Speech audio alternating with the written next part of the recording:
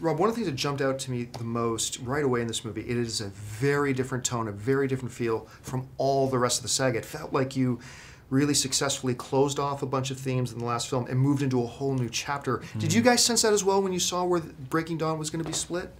Yeah, it does in a funny sort of way, even though it's it kind of ties a little bow around everything quite nicely. Like, suddenly introducing 100 new characters and this whole international vampire society. Like, it really does seem like they're opening it up for sequels, but then they just end at the end.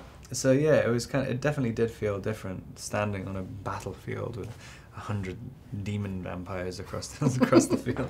Now, watching the movie as the end credits rolled, which were so creative, I almost felt a little bit like I was watching a marathon and seeing the runner finally cross that finish line.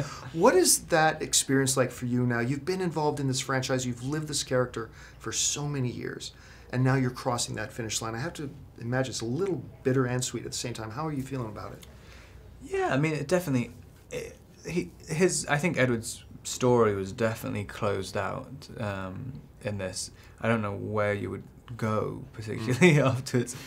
So it was quite satisfying just saying, yeah, that's it now. But I mean, it's funny with the Twilight stuff, because it's become so sort of culturally kind of overwhelming. Like it's people like doing the press is definitely a massive part of the job as well, way more so than other movies. So I don't think it's really done until the last premiere is done. And then I'll kind of know how to feel about it. Now, we're talking about how this movie's so unique from the rest of them as well. You mentioned you closed out some of the elements with your character. When you were approaching the final film now, what new areas of Edward did you want to explore? Did you think you'd have the opportunity to explore going into the final film? I mean, I just thought it was quite interesting. As soon as he has a child, he becomes more instinctive. He can't help it, whereas in every single other one of the movies, he's constantly worrying about doom and gloom and trying to make plans about everything, and being very analytical and cerebral about things.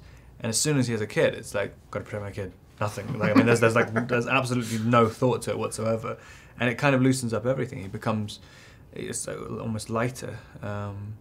So I think that was what I was aiming to do from the beginning. He starts off a fossil, Bella comes and he sort of suddenly cracks open and is overwhelmed by emotions for a bit, and then keeps trying to catch up to be a normal human being by the end of the series. and he's kind of normal at the end. Well, listen, Robert, congratulations. I enjoyed this film a great deal. I think it's the best of the franchise by far, and we can't wait to have it on AMC screens. Cool. Great. Thank you very much, sir. Thanks a lot.